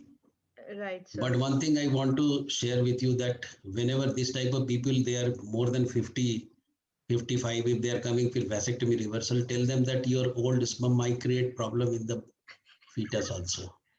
Right, sir. Thank you, sir. And sir, best sperm wash technique Dr. Venu has discussed. Now, Dr. Dipankar sir, I want to ask you, what is the best sperm wash technique? Is it according to the patient and the sperm count, or you always go for one technique, one particular technique, swim up or density gradient? See, wherever there is a requirement of sperm washing, sperm is a very sensitive biological material. Sperm head is covered by an acrosome. Acrosome contains enzyme which dissolves zona. Okay. Whenever you put any sperm sample into centrifuge, there is a shearing force between acrosome and the wall of the tube. More you centrifuge, more you are reducing the fertilizing capacity of the sperm. Right, sir. Whenever you use any sort of centrifugation, try to use a buffer or a sponge that is silicone, that is density gradient. Okay. So density gradient is one of the method which always helps to get good quality of sperm with lesser damage, and there will be more chances of better sperm harvesting than after doing this simple centrifugation and swim up. Most important thing is what we are doing nowadays, we even don't do density gradient also. Right. We do an overlay. Right, sir. That overlay gives from the raw semen the best sperm, they come out, and we then use those sperms. The most important thing is don't handle too much, because more you handle it, more will be the damage of acrosome. So sperm is a very delicate substance, and it is not that whatever you do, it moves, so it is alive, so it will work. So try to harm it at the least, whatever you can do. Right, sir, you've explained very beautifully, and I think Dr. Venu covered it nicely. So we all are clear that we have to give minimal damage to the sperms and go for the simple layering will also help. And Dr. Asta, this question is to you. I mean, nothing much in this question, but in normal IVF cycles, do you do IVF, I mean, normal IVF, or you do ICSI for all your patients? So we don't do ICSI for all. ICSI is specifically reserved for male factor infertility or previous cycles with fertilization failures. Otherwise, the expanded indications like low oocyte number or poor oocyte quality, we generally avoid doing ICSI, and because it bypasses the natural safeguards of the oocyte. So we try and avoid ICSI and not do ICSI for all, but if indicated, it is definitely done, not for all. Dr. Dipankar sir has already cleared his stand. Sir, anything you want to add, Dipankar sir and Dr. Venu? Whenever you do an IUI for oligozoospermia or there is problem in the morphology of the sperm, ICSI always gives better results. Sir, how do we find out morphology? I mean, it's easier said than done. So how do we? No, whenever you see the semen analysis continuously, if you see 30 semen analysis, one analysis per day, you will come to know which is a good sperm, what is bad sperm. And I tell you one thing very simple, that sperm quality with good movement, with good appearance in high power gives an idea about the sperm. There is no doubt. Right, sir. But if there is a lack of motility, less number, and oligoteratoastheno, then chances of having success with IUI or simple conventional IVF is less compared to ICSI. It has been shown that while doing the ICSI, if even there is a DNA breakage in the sperm cell, the oocyte repairs that DNA and ICSI gives better result. If you go with the on male infertility chapter in David Gardner, clearly mentioned that it gives a better success rate. The question is ICSI for all or not? 98% ICSI at my place. Okay. Why? There are a lot of factors. My wife is my embryologist, my daughter is my embryologist. They are very comfortable doing ICSI and don't want to see next day what is happening, and they see on third day. Right, sir. In conventional IVF, when there is a polycystic ovarian disease or multiple eggs, sperm is okay. We do this, but it happens less. But fertilization failure is a big fear. So, but with good sperm quality, with good eggs, number of eggs, definitely conventional IVF should be done. It is a more natural selection and it happens very well, but you have to see how many sperms entered into the oocyte. If it is one, there is 2 pronuclei, no problem. But you have to see all the oocytes next day and do the examination. So ICSI for all is not the answer, but most of the time, yes, ICSI. Yeah, it is like asking whether normal delivery or cesarean is good. I'm telling you, it is a dying art, this IVF. Like sir said, there are many reasons why embryologists are always trying to convince you that ICSI is there, then all the reasons are there, fertilization failure, this, that, this, that. It is true that there are some reasons for which you should definitely prefer more of ICSI. But even in our lab, now it's 80 to 20 in favor of ICSI. But all having said all, then your question IVF for ICSI for all, then that should not be the message ICSI for all. Then there should be definitely, because when IVF is done, I think there's definite studies which show that the number of embryos you may get, good quality embryos, is slightly more, and all those things are there. But like I said, it's a dying art. I don't know if Banerjee sir will agree. But when you read David Gardner's book, it is an irony and a paradoxical thing has been written that whenever there is a poor quality sperm, do ICSI. Yes. The person who should not marry, you are forcing him to marry. Everybody wants to marry, no fact remains. Embryologists are more keen on ICSI these days. Yes. It's easy to do ICSI and just run off. 10 centers in a day All- you have to cover. All visiting embryologists want to do ICSI, even full-time embryologists want to do ICSI. उनको But we अपना should not दोस्त forget, नहीं। ICSI adds to the cost, and we still have to see the outcomes, long-term outcomes before doing ICSI for all. It does add to the cost. Outcome with a good conventional IVF and good ICSI is not very different. I have The seen it. pregnancy rates are almost the same. I Same, don't know. same. We're still pushing for ICSI. Let us not blame them, because when it comes to normal delivery and cesarean, we are facing same criticism. What are you? Very right, sir. Another question is very important, which I want to ask sir and Dr. Venu, and then from Dr. Asta. Effect of varicocele on infertility, sir, and varicocele surgery. Because yesterday only I had one gentleman who had very poor sperms, like sir was saying, when you see 30 samples, after seeing almost 3,000 samples, still we get confused. So, effect of varicocele on infertility, number one, and what are the results of surgery? This is to the Pankaj sir question. I usually don't prefer varicocele surgery, to be very frank. Right, sir. Yes. To be very frank. Why? The person has come to you for infertility, waiting for 6-7 years to get baby. Now you are asking him get varicocele done and wait for 1.5 years more.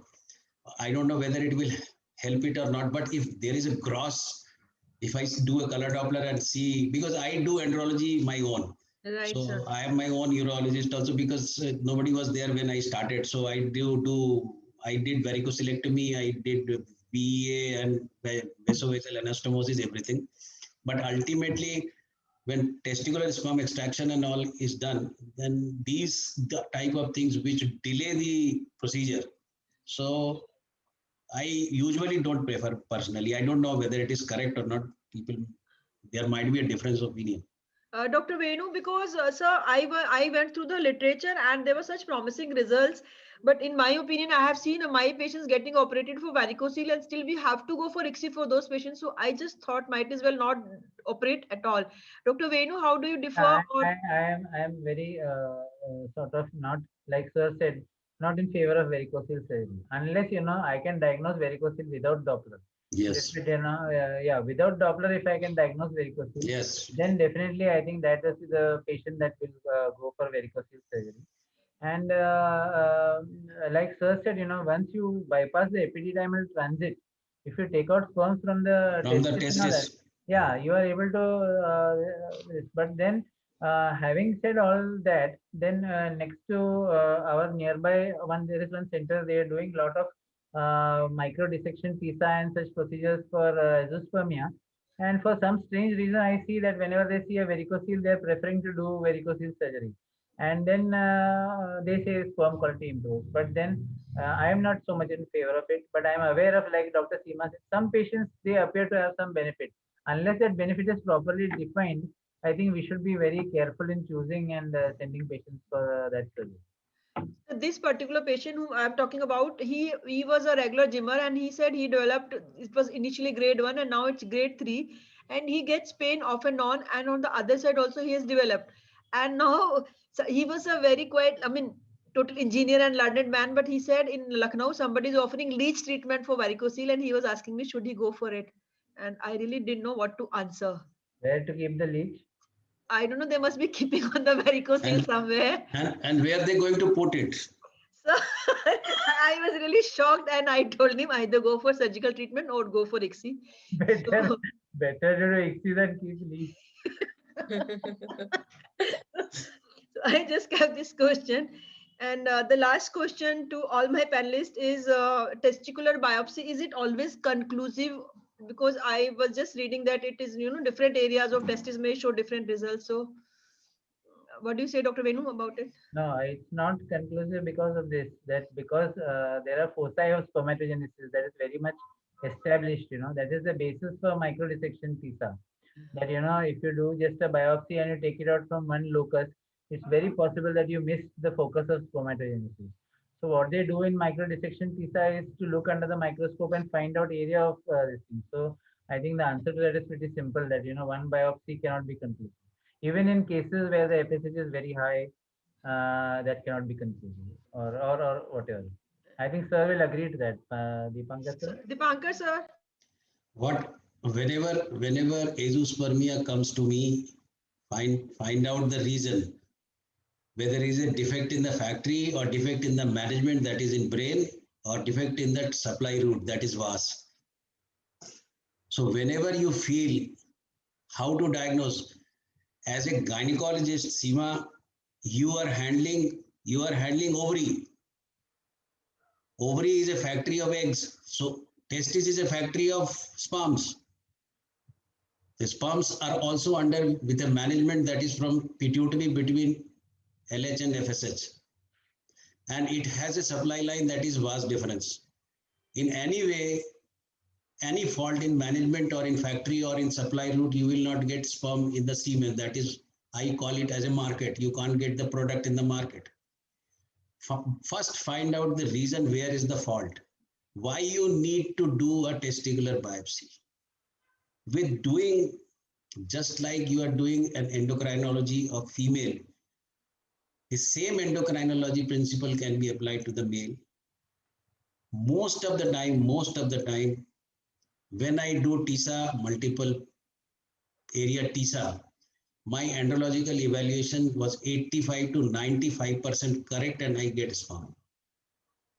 So it is not required that testicular biopsy should give an idea that whether there is a spermatogenesis or not, but a good andrological evaluation gives a very good idea of there is a production or not. Thank you, sir. I think with this we are finishing the questions. There is one question from Dr. Singh.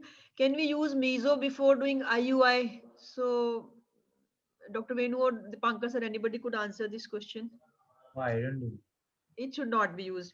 So There was one paper, yes. Those who do use meso, if you are doing hysteroscopy, you will realize that when you keep misoprostol, many a times these patients, they have intense cramps. And then there is some element of bleeding in some of these patients. Yes. So given that, yeah, I think it will be a disaster. I don't use. Right, sir. I think nobody uses, so that is the answer. And there are some questions from certain viewers that they have missed some part of presentation. So all those attendees, we would tell that this will be loaded on Jackson Pal's YouTube channel, which you can subscribe and follow. So this was the finest and the, I think, most evidence-based and with the recent research-based webinar which we had today.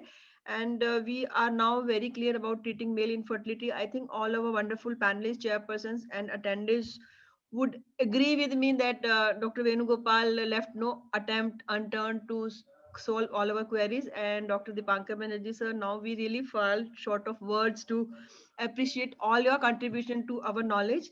And I like to thank on behalf of our society and Lalita Memorial Hospital, Dr. Venu, Dr. Renu, Dr. Chandan and Dr. Dipankar sir, Dr. Astha, you were help, and Dr. Soumya and Team Jackson Pal. Thank you, Vipinji and Team Jackson Pal. Thank you once again, Dipankar sir, Dr. Renu ma'am, and Dr. Venugopal. Very, very, very, very, very nice session. Very informative. Thank you, Siva, for conducting the session and giving us the opportunity to interact with you. Yes, thank you, Dr. Seema and the Rewari Obstetrics Gynae Society. Wonderful webinar with wonderful faculty. Thanks a lot. Keep it up. Thank you, sir. Thank you, Dr. Seema. Thank you, Dr. Asta. Thank you, Dr. Seema. You're doing a great job. Yes, indeed. Yes. Just filling up the lacuna in my knowledge and everybody. Actually, we are learning a lot. Yes, this was such a good learning experience because I heard Dr. Venu for the first time and I thought we are going to definitely have a lecture. And he was very kind to agree to it. And Dipankar sir also, in spite of his such busy schedule, he takes out time for us. So thank you. Okay, bye-bye. Thank you. Thank you. On behalf of Jackson Pal, I'll also like to take this opportunity to thank all our experts and the attendees for being here. Jackson Pal, the makers of Lycorate soft gel, with many trials which have been done in oligoasthenospermia. Also, estradiol valerate 2 mg tablets as Endonorm EV2 and the progesterone sustained release tablets for oral use, Divagest SR 200 and Divagest SR 300. My teammates, Dr. Vipin Tyagi and Mr. Amit Saxena, joined me, Dr. Deepika, to thank all the esteemed faculty present with us today and the attendees. We hope to go a long way in knowledge sharing with the unending support of all of you. And we hope to see you again in our next webinar. next webinar on the elder patients care, communication and assessment. So that will be on 27th, day after. So thank you very much and hope to meet you day after 7 p.m. Thank you. Thank you, Deepika ji, for all the wonderful support we are getting from your team, and we wish Jagsonpal a long and happy success in whatever endeavor they do. Thank you. Thank you very much, ma'am. Thank you. Thank you, Dr. Venu. Thank you, Dr. Bye. Chandan. Thank you so much. Thank you, Dr. Deepika. Always very meticulous you, in Doctor. conducting. Thank you so Thank much.